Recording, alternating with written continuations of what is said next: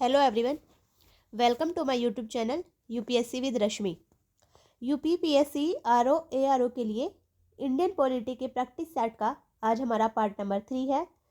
2 part हम already complete कर चुके हैं, आप उन्हें देख सकते हैं। शुरू करते हैं आज का वीडियो।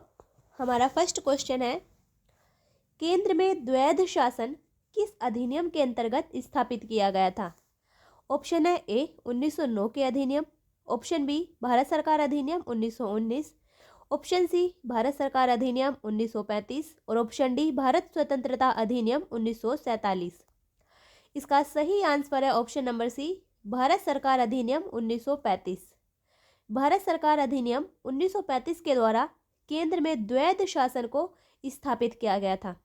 इसके अंतर्गत क्या किया गया था? इसके अंतर्गत जो संघीय विषय थे उन्हें 2 भागों में बांटा गया था, एक आरक्षित और हस्तांतरित, यानी रिजर्व्ड एंड ट्रांसफर्ड सब्जेक्ट। तो यह था केंद्र में द्वैध शासन, जो कि भारत सरकार अधिनियम 1935 के अंतर्गत स्थापित किया गया था।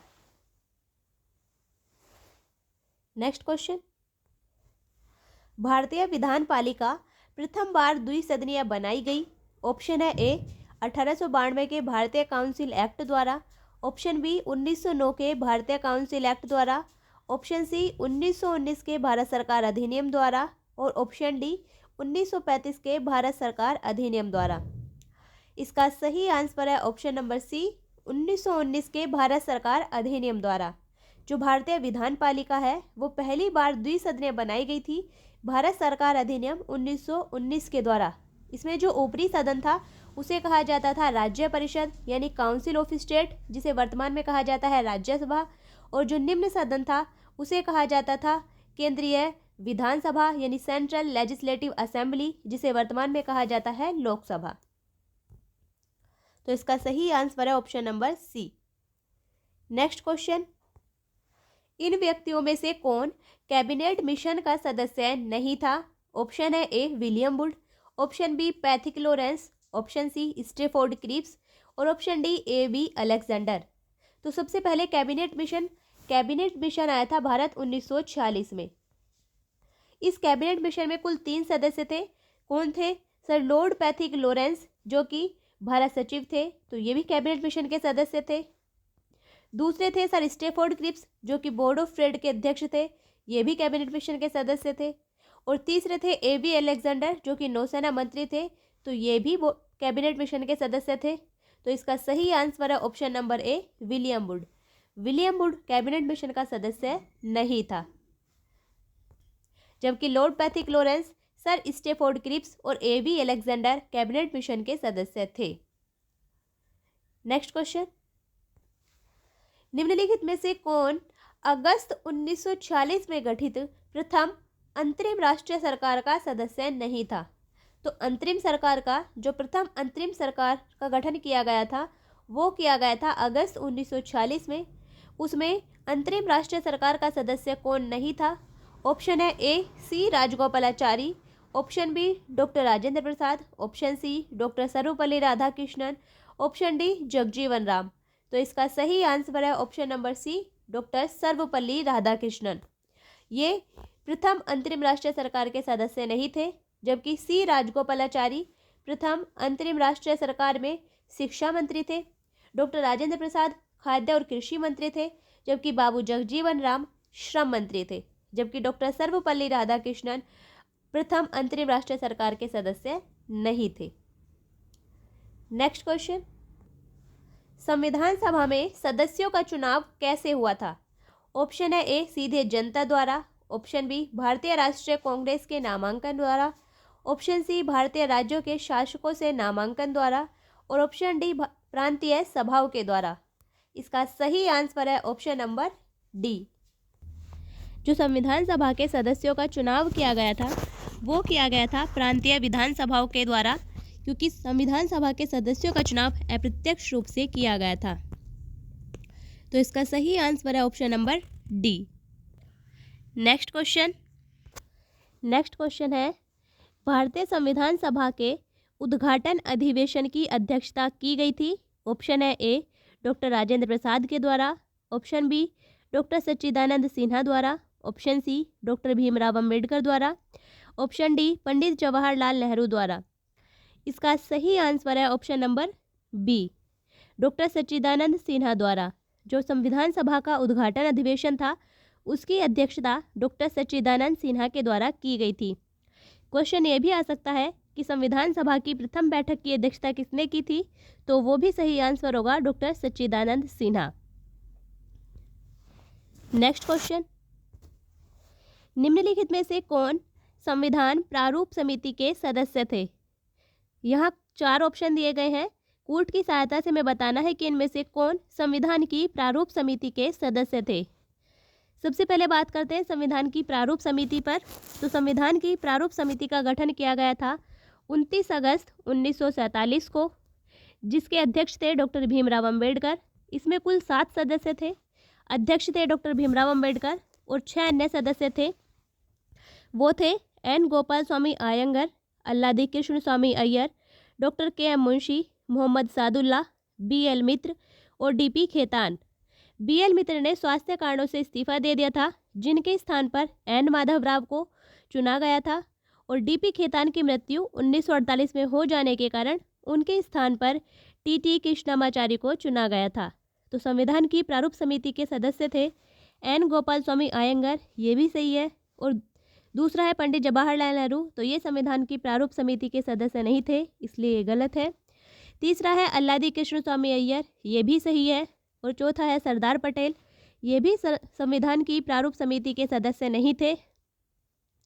तो इसका सही आंसर है 1 और 3 सही है, यानी ऑप्शन नंबर सी हमारा सही है। नेक्स्ट क्वेश्चन है, संविधान सभा ने डॉक्टर भीमराव अंबेडकर की अध्यक्षता में प्रारूप समिति का गठन कब किया था? ऑप्शन है ए 13 दिसंबर 1946, ऑप्शन बी 22 जनवरी 1947, ऑप्शन सी 3 जून 1947 और ऑप्शन डी 29 अगस्त 1947। इसका सही आंसर है ऑप्शन नंबर डी 29 अगस्त 1947।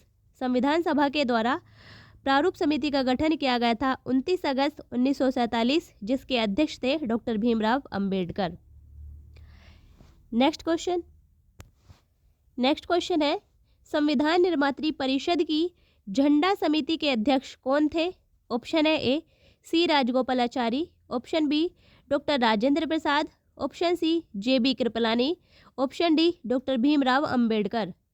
इसका सही आंसर है option number B doctor Rajendra प्रसाद।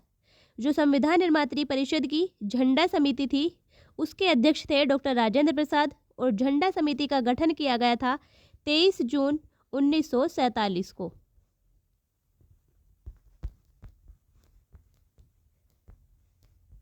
तो इसका सही आंसर है option number B.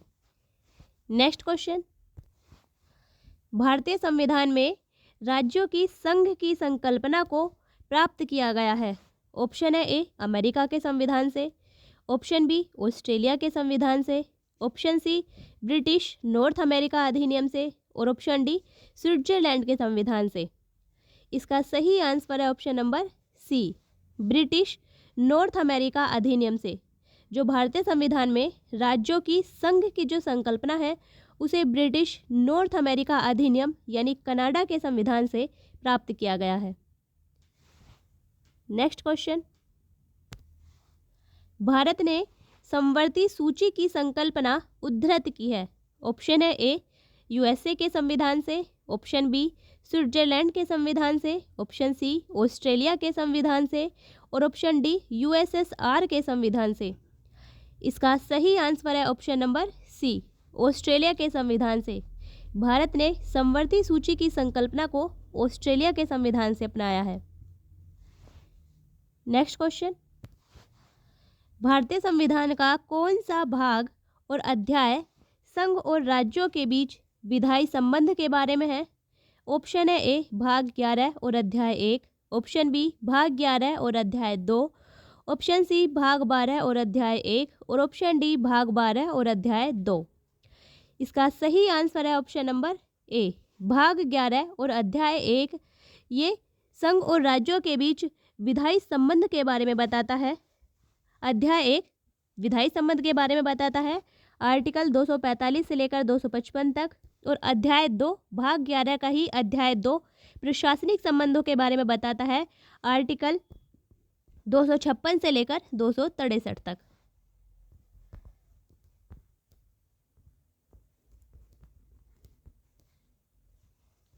Next question, निम्नलिखित में से कौन सा एक युग्म सही सुमेलित है? यहाँ 4 ऑप्शन दिए गए हैं, इनमें से 3 गलत है और 1 सही है, और हमें सही ही बताना है। ऑप्शन नंबर ए है संविधान का दूसरा भाग। तो संविधान का जो दूसरा भाग है वो नागरिकता से संबंधित है, इसमें दिया हुआ है मौलिक अधिकार, तो ये गलत है। ऑप्शन बी है संविधान का तीसरा भाग। संविधान का तीसरा भाग मौलिक अधिकारों से संबंधित है और इसमें दिया गया है नागरिकता, तो ये भी गलत है।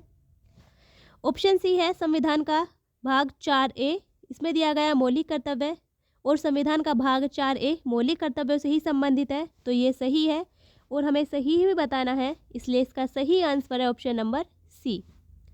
ऑप्शन डी है संविधान का 5वां भाग, जो दिया गया है इसमें राज्य के नीति निर्देशक सिद्धांत, जबकि संविधान का 5वां भाग संघ सरकार से संबंधित है, तो ये भी गलत है। नेक्स्ट क्वेश्चन, भारतीय संविधान के किस अनुच्छेद के अंतर्गत अखिल भारतीय सेवाओं का प्रावधान किया गया है? ऑप्शन है ए अनुच्छेद 310, ऑप्शन बी अनुच्छेद 311, ऑप्शन सी अनुच्छेद 312 और ऑप्शन डी अनुच्छेद 313। इसका सही आंसर है ऑप्शन नंबर सी अनुच्छेद 312। भारतीय संविधान के आर्टिकल 312 के अंतर्गत अखिल भारतीय सेवाओं का प्रावधान किया गया है। इसके अंतर्गत ये प्रावधान किया गया है कि यदि राज्यसभा अपने उपस्थित और मतदान करने वाले सदस्यों के कम से कम 2/3 बहुमत के द्वारा ये संकल्प पारित कर देती है कि राष्ट्रहित में ऐसा करना आवश्यक है, तो संसद विधि के द्वारा अखिल भारतीय सेवाओं का सृजन कर सकती है। नेक्स्ट क्वेश्चन है निम्नलिखित में से कौन एक सही सुमेलित नहीं है? यहाँ एक हमें गलत बताना है। 3 ऑप्शन यहाँ सही हैं, जबकि एक गलत है और हमें गलत ही बताना है। ऑप्शन नंबर ए है आर्टिकल यानी अनुच्छेद 39A। तो अनुच्छेद 39A बताता है समान न्याय और निःशुल्क विधिक सहायता, तो ये बिल्कुल सही सुमेलित है। ऑप्शन बी है अनुच्छेद 40, वो बताता है ग्राम पंचायतों का संगठन, तो ये भी बिल्कुल सही सुमेलित है। ऑप्शन सी है अनुच्छेद 44, अनुच्छेद 44 बताता है समान नागरिक संहिता, ये भी बिल्कुल सही सुमेलित है। और ऑप्शन डी है अनुच्छेद 48, इसमें दिया गया है न्यायपालिका का कार्यपालिका से पृथक्करण। न्यायपालिका का कार्यपालिका से पृथक्करण बताया गया है अनुच्छेद 50 में, ना कि अनुच्छेद 48 में, इसलिए ये हमारा गलत है और हमें गलत ही बताना है। तो इसका सही आंसर है ऑप्शन नंबर डी। अनुच्छेद 48 में जो बताया गया है वो बताया गया है कृषि और पशुपालन का संगठन, जबकि कार्यपालिका का न्यायपालिका से पृथक्करण ये बताया गया है आर्टिकल 50 में। नेक्स्ट क्वेश्चन, भारत के संविधान की चौथी अनुसूची विवेचित करती है। ऑप्शन है ए राज्यसभा में स्थानों के आवंटन को, ऑप्शन बी राजनीतिक दल बदल को, ऑप्शन सी पंचायत व्यवस्था को, ऑप्शन डी भाषाओं को। इसका सही आंसर है ऑप्शन नंबर ए राज्यसभा में स्थानों के आवंटन को। जो संविधान की चौथी अनुसूची है वो राज्यसभा में स्थानों के आवंटन का ब्यौरा देती है। Next question,